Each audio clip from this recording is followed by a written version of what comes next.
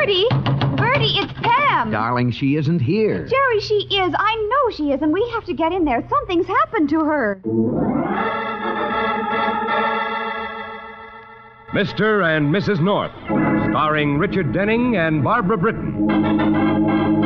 Listen as Pam and Jerry solve the mystery Die Hard.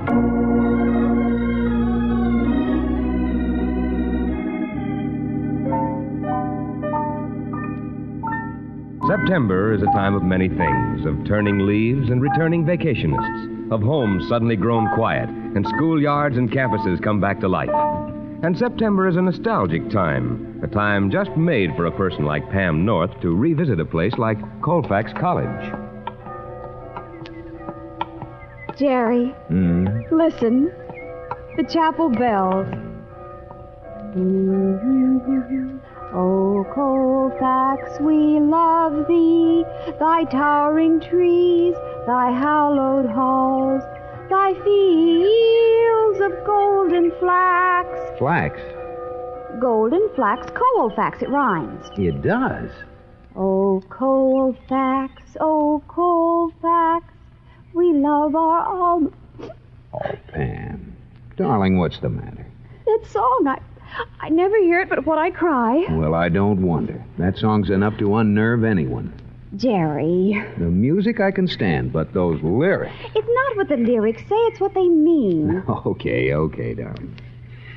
Now, what do we do? Well, let's see. We've seen the stadium, the dorms, March Hall, Edwards Hall. Now to the library. The library? Oh, now, Pam, you're not going to have time to read. Oh, I'm not going to the library to get a book. I'm going to see Bertie. Bertie? Bertie Twigg. Who? Twigg, Twigg. Oh, you're kidding. There really isn't anybody named Bertie Twigg, is there? Oh, yes, there is. Well, then let's go. This is a person I want to meet.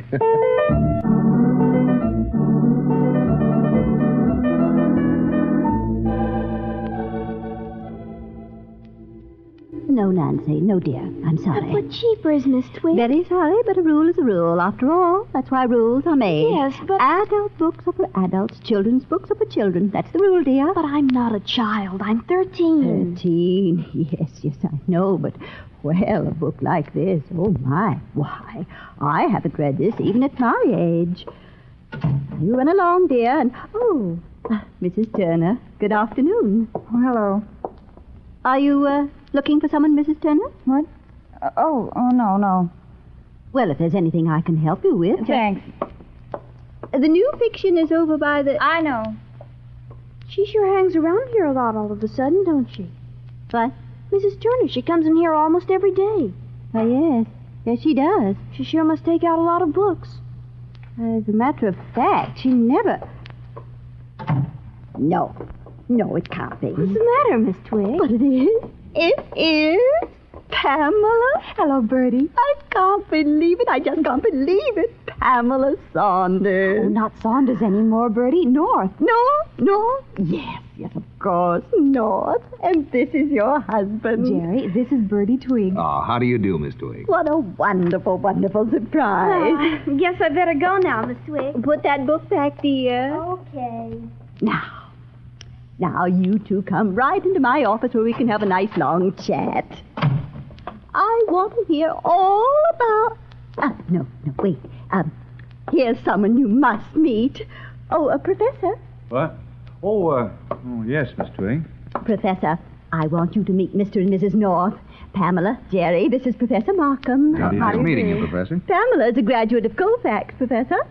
Oh, how nice. Of course, that was before your time. Oh, my goodness, Bertie, you make me sound ancient. Oh, no, dear. I didn't mean that. My goodness, no. It's just that Professor Markham is one of our newest, and I might add, most brilliant young professors. Are you, looking for someone, Professor? Oh, no.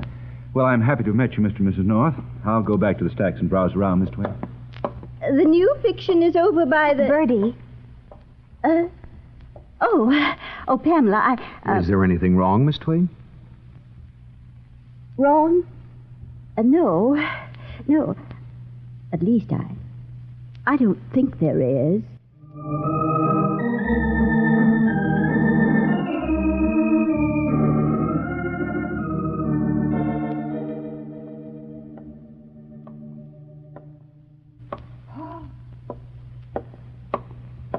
You're a little late, aren't you, Paul? You said 3 o'clock. I'm talking about last night.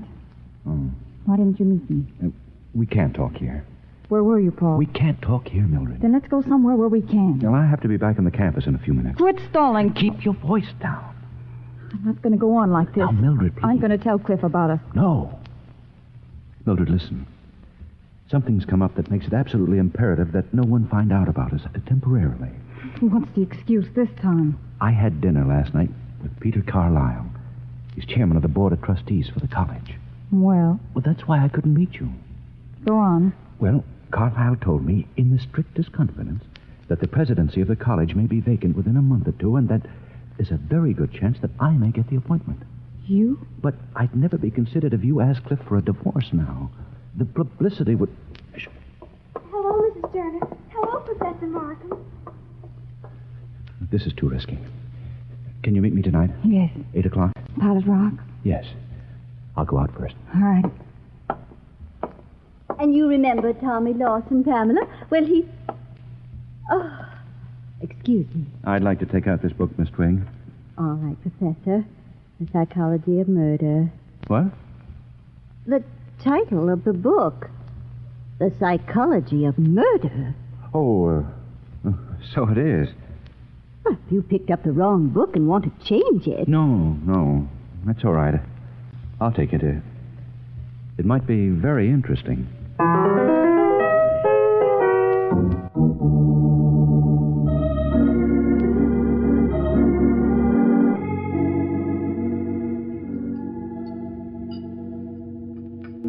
Did you really like Bertie, Jerry? Yes, she's a bit fluttery, but nice. Oh, What's the matter? this food. It isn't very good, is it? Oh, there must be a better restaurant in town than this. Oh, there is. Several. Well, why did you want to come here? Well, I just wanted to see the place again. When I was in school, this used to be called the Icebox. It was just a soda parlor then. It didn't have a cook. It still doesn't. Look, Will there Pam, be anything else? no, thank you. Just the check. Yes, sir. Come on, finish your coffee, Clam, and let's go. Anybody out front, Mildred? Couple in number 2. They're just leaving. They're slow tonight. Yeah. I'm going home, Cliff. Going home? What are you talking about? It's only 7:30. We won't be busy tonight. You can handle the front. Please, Cliff, I've got a nasty headache. You're lying. You don't have a headache any more than I do.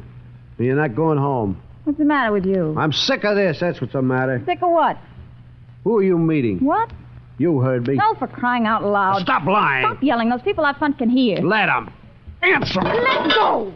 Whom you been meeting? Who is he? No one. Now let go of me. Let go! Hey, you come back here. Mildred, I'm leaving. I'm through. I'll find you. You hear? And when I do, I'll kill you. I'll kill you. Golly, Jerry. Come on, darling. Let's just leave some money and get out of here.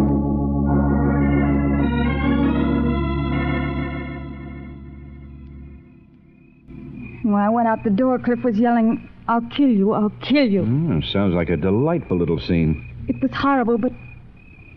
Well, I'm glad it happened. Oh? Cliff had to find out sometime. You said you denied meeting anyone. I did, but Cliff knows I'm lying. Paul, we've got to tell him the truth. And get ourselves killed? No, Cliff didn't mean that. Well, how can you be sure? I know, Cliff. Perhaps. But I'd hate to go to him and then have you discover that you don't know him as well as you think you do. But aside from that, you seem to have forgotten what I told you this afternoon in the library. About the presidency of the college? I haven't forgotten. In fact, I've given it a lot of thought. Good. You haven't heard what I've been thinking. Then maybe you better tell me right now. For a little while this afternoon, you had me fooled, Fooled? but not for long. After I left the library, I went over to the college and walked around the campus for a little while, daydreaming, thinking about what it was going to be like when I was Mrs. Paul Markham, wife of the president of Colfax College. Me, Mildred Turner, graduating from slinging hash in a greasy spoon to serving tea at a faculty reception. I thought, now for a dame that didn't even finish high school, I'm going a long way. And then it hit me. Wham! Right between the eyes. What? That people don't travel that far that fast. Not people like me. And you know it. Well, And you knew it this afternoon in the library. It was just another stall. Another excuse. Like all the other stalls and excuses. Mildred... But this was the last one. What are you going to do? Divorce Cliff and marry you. Okay, so I won't be the wife of a college president. So I'll settle for being just a Mrs. Professor. I'm not going to marry you, Mildred. I don't love you, and That isn't what you said the other times we met here at Pilot Rock. Well, nevertheless, I'm not going to marry you. This whole thing's been a mistake. Maybe so. But there are some mistakes you can't correct, Paul. And this is one of them. I don't think so. Paul. I can correct it. Paul! Paul, no. No, please, please, Paul, no. I can't breathe.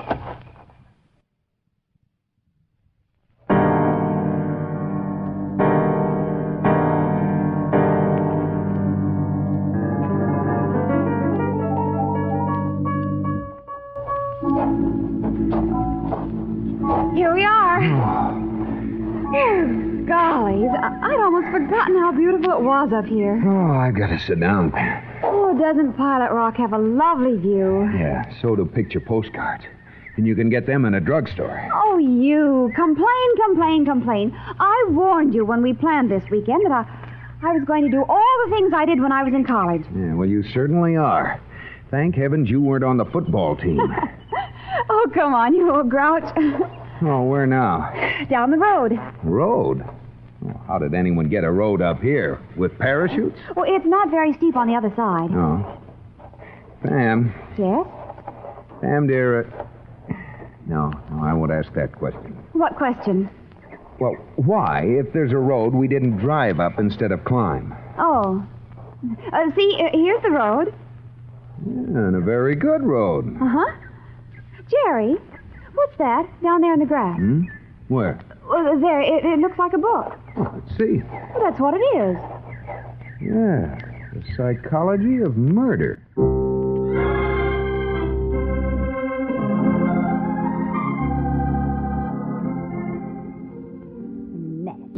Just imagine such irresponsibility, such... Oh, where did you say you found it, dear? Up on Pilot Rock. Well, I never... Do you remember who took the book out? No, but we'll find out from the files right now. I'd better not wait, Bertie. Jerry's outside in the car. Oh, of course. Oh, and don't forget, you and Jerry are coming to dinner tomorrow night. We're looking forward to it. Fried chicken with giblet gravy. Wonderful. Goodbye, Bertie. Goodbye, dear. Bye. Well, now, I'm going to find out who... Wait, I remember. Professor Markham. He seemed like such a nice young man. Just goes to show you never can tell about... Hello? Professor Markham, this is Miss Twigg at the library, and I'm shocked at you. Well, what's the matter, Miss Twigg? You apparently do not recall what you did with The Psychology of Murder by G. Emerson Pierce, which you took out of the library yesterday. Well, it has been found. Found? And returned to the library. Where was it? Right where you left it, Professor. Up on Pilot Rock. Oh, I see. Oh, yes. Yes, I did drive up to the rock yesterday in the afternoon for some fresh air. I must have knocked it off the seat of my car without noticing it. I'm sorry, Miss Twigg. I'm terribly sorry. Well, I suppose we all make mistakes, don't we? Even professors. Yes, even professors. Well, I'll forgive you this once. Well, thank you, Miss Twigg. And the book is here if you want it. I'll pick it up this evening. And, Miss Twigg, Yes?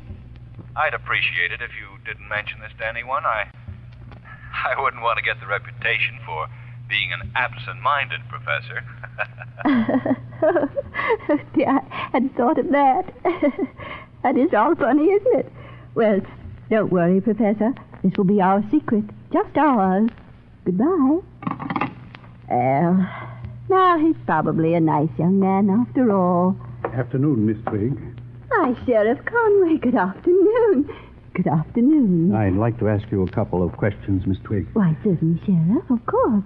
What about? Do you know Mrs. Mildred Turner? Her husband runs the Turner Cafe in Clover Avenue. Why, yes, I know Mrs. Turner. Was she in the library last night? Any time after 7:30, say. Last night? No, Sheriff, she wasn't. Why? She's missing. Missing? Her husband says she didn't come home at all last night. He's afraid something's happened to her.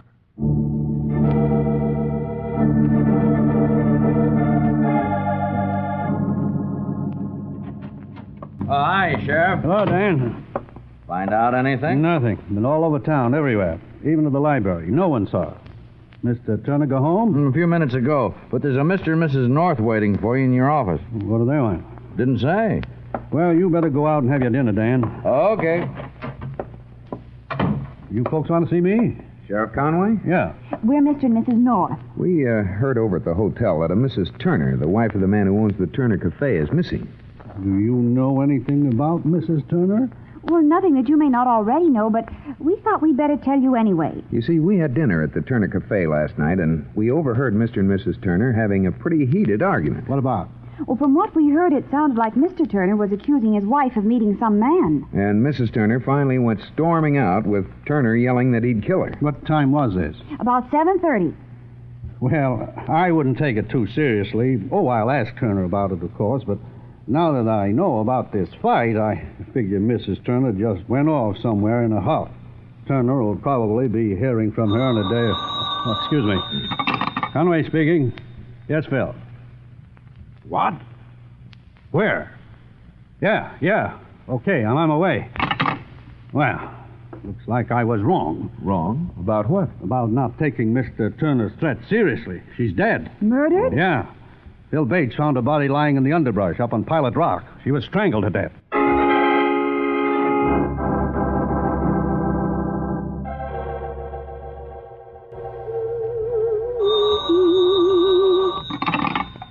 Public Library, Miss Twigg speaking. Bertie, this is Pam. Pamela, dear, I was just thinking about you. Yes, I was. Bertie. I was just remembering how much you liked my popovers when you used to come to my house. But Bertie, please, I've got to talk to you. is something wrong, dear? Have you heard about Mrs. Turner, Bertie? Mrs. Turner?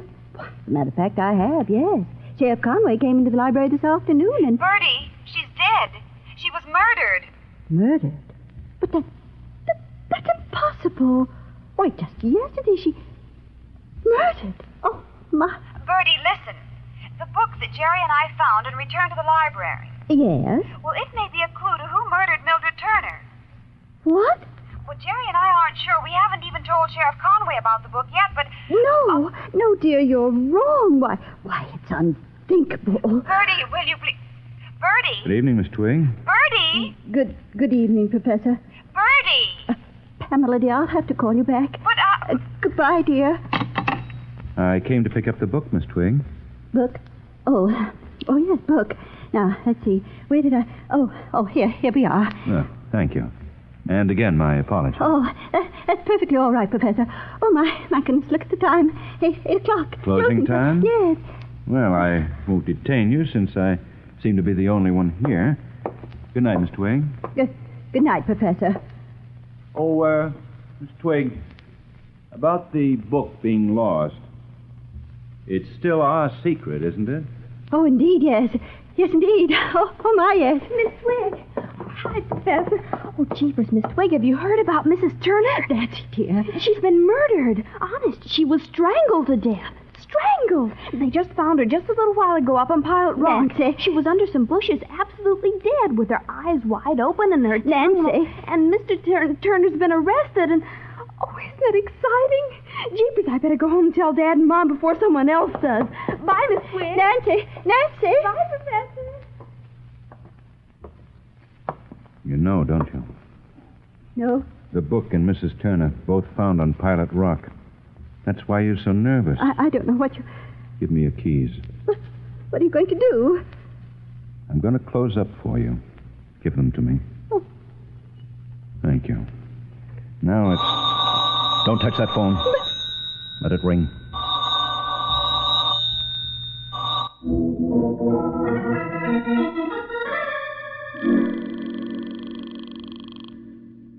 She just doesn't answer. Jerry, there's something wrong. Now, Pam. There is. I know there is. Just because she doesn't answer the telephone? But she answered it a couple of minutes before. All right. So in a couple of minutes, she closed the library and left. What time is it? 8:05. No. No what, Pam? No, Bertie hasn't closed the library and left. The library closes at 8, but Bertie never leaves before 8:30. Oh, Pam, It's true I worked in that library for 2 years, Jerry, I know. Darling, we've got to get down there and find out what's wrong.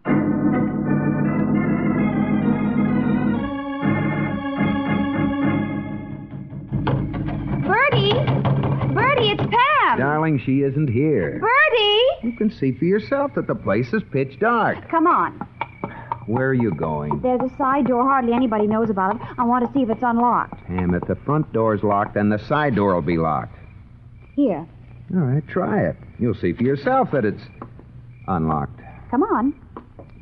Hey, it's dark in here. All the light switches are over by the main entrance. Oh, but Pam, what would Bertie Twig be doing sitting around here in the dark? Jerry, believe me, there's something wrong. Bertie would never have gone off and left that side door unlocked. Why, Bertie is the most...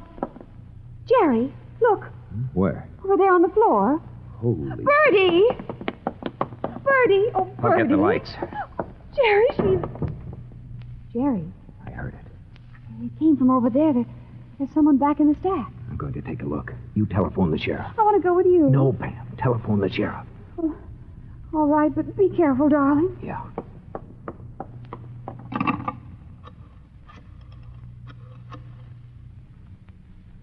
Hello? Sheriff Conway? Sheriff, this is Mrs. North. I'm calling from... Jerry!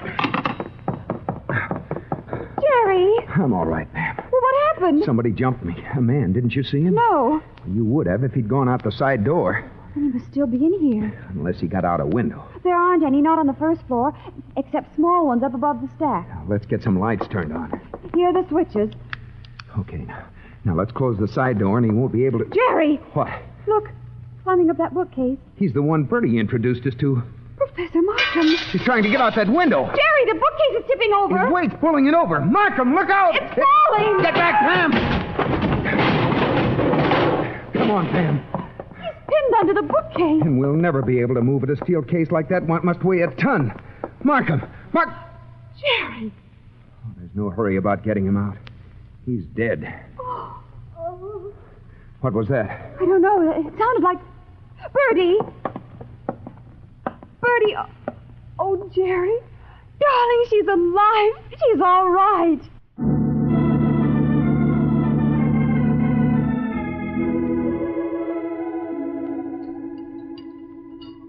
And he was choking me, and then I heard you, Pamela. Oh, have some dumplings, dear. Pounding on the door and calling my name. More chicken, Jerry. And then, well, I just don't remember a thing. You fainted. Exactly, that's exactly what I did.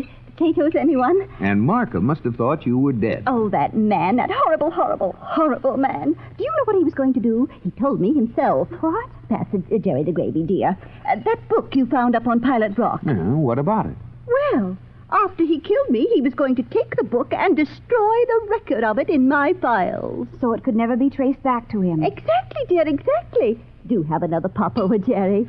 He was actually going to steal that book. Well, when he told me that, I saw right then and there what kind of a man he was.